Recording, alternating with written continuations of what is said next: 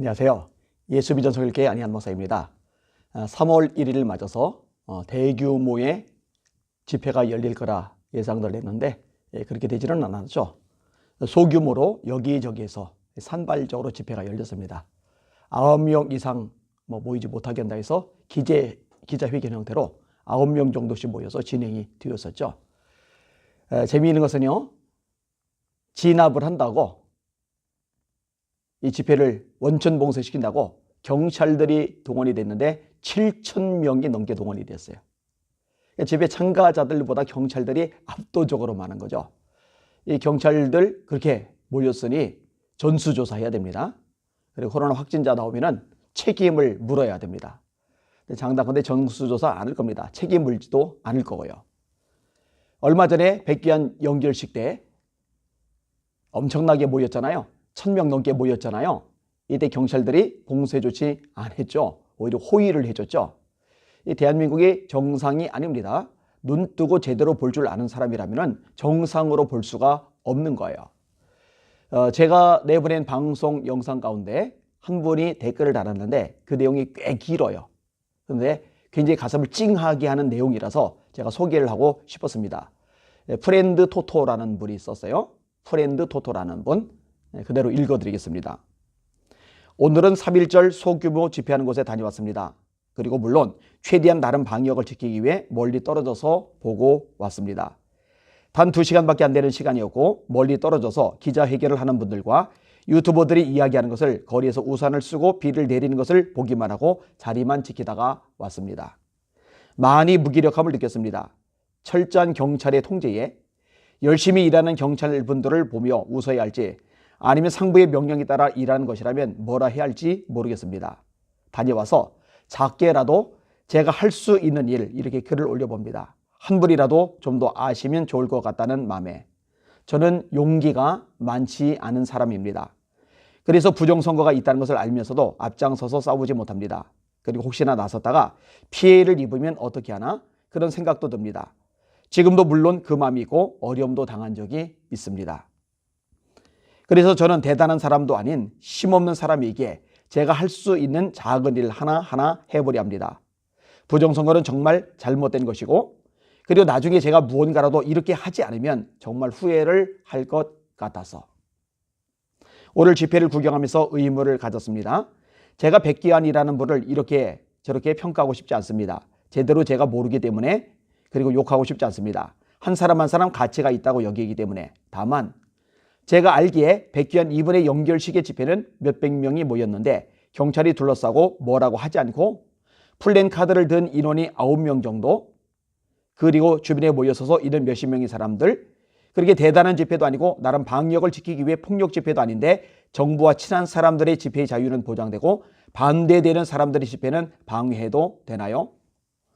그리고 집회를 방해하는 것들에 대해 항의한 것에 대해 나름 경찰이 방해한 것에 대해 제가 잘 알지 못하지만 동영상을 찍고 항의했다고 경찰이 폭력을 행사해도 되는 건가요? 그리고 어떻게든 그 몇십 명조차도 플랜카드를 들고 9명 주변을 둘러싸서 아예 알리는 것을 중간을 이들이 보이지 않게 길게 경찰로 중간을 막아서는 것은 과연 맞는 것인가 생각해 보았습니다.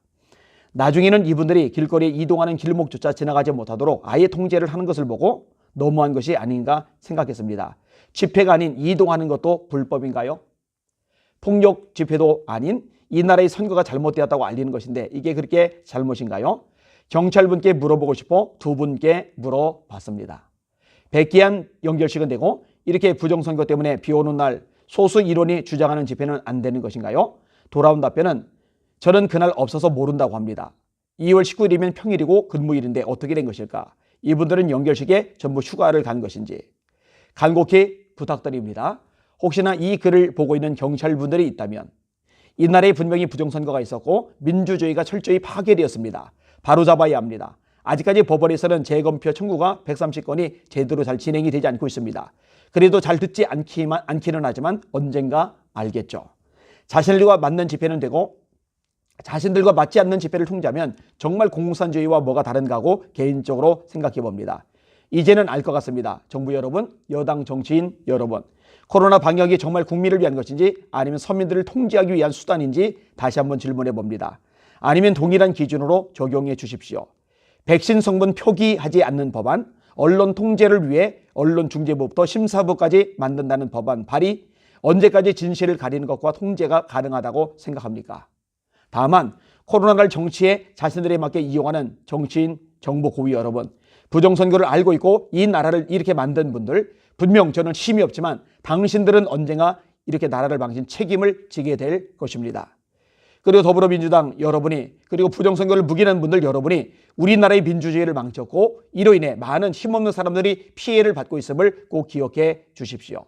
그리고 이 글을 읽고 조금이라도 동의하고 부정선거라 생각하시는 분들은 작게라도 함께 무엇을 했으면 합니다. 주변에 알리고 댓글이나 어떤 작은 행동을, 아니면 앞장서서 있는 분들의 힘이 되는 응원 메시지가 1,000원이라도 후원을 하면 어떨까요? 아니면 항의의 전화라도. 무조건적인 항의를 하고 욕하자는 것이 아닙니다. 정말 잘못된 것에 대해, 민주주의를 망친 것에 대해 항의하자는 것입니다. 저도 용기가 없고 두려워서 앞장서지 못합니다. 그래서 2시간만 서 있다가 왔습니다. 그냥 내가 해도 어차피 바뀌지 않을 것이라 말하지 마시고 작게라도 무언가라도 해주시기를 작은 한 사람으로서 부탁드립니다. 작게 소리가 모이면 언젠가 진실이 밝혀지리라 생각합니다. 나중에 나이가 들고 그때 작게라도 무언가를 할 걸 후회를 남기지 않았으면 합니다.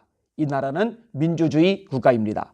그리고 저희 다음의 세대에 좋은 나라를 물려주어야 합니다. 하지만 저처럼 힘 없더라도 작게라도 할 수 있는 일을 하고 작게라도 손해보더라도 우리가 할 수 있는 한도에서 소리를 내었으면 합니다. 무관심과 침묵은 언제가 우리에게 반드시 돌아옵니다. 이 글을 빌어 다시, 그리고 앞장서서 잘못된 것을 잘못되었다고 용기 있게 해주시는 한 분 한 분께 감사의 마음을 전합니다. 꽤 긴 글이죠. 이 글을 쓰신 프렌드 토토님이 자기는 힘이 없는 자다, 무기력한 자다, 용기가 없는 자다, 이렇게 말씀을 하시는데요. 저는 절대로 그렇게 생각하지 않습니다. 용기가 있는 분입니다. 용기가 있으니까 내가 할 수 있는 게 아무것도 없어 하고 자포자기하고 주저앉아 있지 않고 이렇게 글을 남기고 사람들의 마음을 움직이잖아요. 대단한 거예요. 값진 거예요. 저부터도 당장 힘을 얻었거든요. 용기가 생겼거든요. 그래서 감사의 인사를 전해드리고 싶습니다. 그리고 이 방송을 들으시는 여러분들도 마찬가지입니다. 할 수 있는 거 아무것도 없다고 말하지 마시고 할 수 있는 거 하시면 됩니다. 좋아요 누르시고 댓글 달아서 격려해 주시고 주변에 퍼 날라주시고 또 아는 사람들, 지인들에게 이야기해 주시고 또 기독교인이라면 함께 하나님 앞에 기도해 주시고, 그런 것들이 애국입니다. 그런 것들이 헌신입니다. 그런 것들이 용기입니다. 그런 것들이 모여서 이 나라를 움직이는 원동력이 될 겁니다. 이런 분들이 있기 때문에 소망이 생깁니다. 기대가 됩니다. 우리 마음을 모아서 함께 이 대한민국 정체성 지켜나갑시다. 자유민주주의 지켜나가야죠. 한미연합 지켜나가야죠. 시장경제체제 지켜나가야죠. 법치주의 국가 지켜나가야죠. 함께 지켜나가고 아름다운 대한민국 만들어서 다음 세대에게 물려줄 수 있는 저와 여러분들이 되었으면 합니다. 오늘도 주님의 이름으로 승리합시다. 할렐루야.